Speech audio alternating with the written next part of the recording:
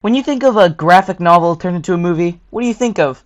Maybe superheroes like Batman or Spider-Man? Or you think of absolute tragedies like Casper 1995. I think a funny Canadian man dates a high schooler. Sometime around August 2004, Canadian cartoonist Brian Lee O'Malley released Scott Pilgrim's Precious Little Life, the first graphic novel to a series Scott Pilgrim, a comic about Scott Pilgrim, who after cheating on his fake high school girlfriend to try to get with the literal girl of his dreams, Ramona Flowers, has to defeat her 7 evil exes while slowly growing from a lazy, absent-minded, jobless idiot to a selfless grown-up who instead of trying to forget about his bad actions, embraces them and actually learns from them. The comic had immense success, gaining Brian Lee O'Malley many awards and pretty much making his whole career. As a result of this immense success, a movie adaptation of the books was released only 1 month after the final volume was released. Edgar Wright's Scott Pilgrim vs. the World is a strange case because it's an excellent example of an amazing adaptation while also being a bad adaptation at the same time. I know that sounds dumb and confusing,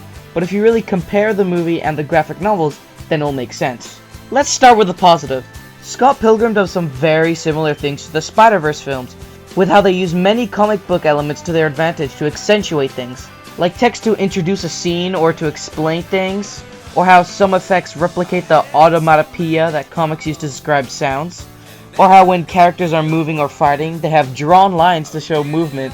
They even use stuff like actual panels to their advantage in fight scenes. There's just so many amazing effects, funny visual gags. How old is she? I'm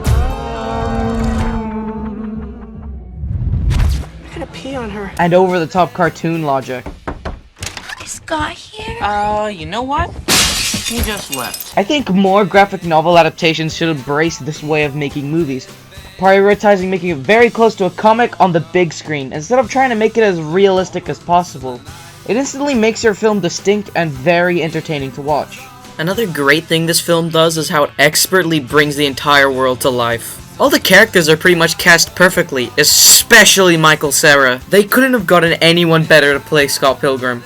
Same goes for everyone really. It's just like how in Marvel movies, you can't think of anybody else to play these characters. I was also gonna say how the locations are 1-to-1, 100% accurate to the comics, but then I realized the locations in the comics were just based on real life places. Wow, this movie is funny, has good visual effects, great locations, great characters. I wonder how they fit all of this in an hour-and-a-half movie. They don't. By far the biggest problem with Scott Pilgrim vs. the World is its very flawed pacing. The problem is that they're trying to fit in a story that spans about a year into a story that spans about a week. As a cause of this, scenes go at a lightning pace, which does help with the comedy, making it very snappy, and also makes it so that scenes don't linger for too long.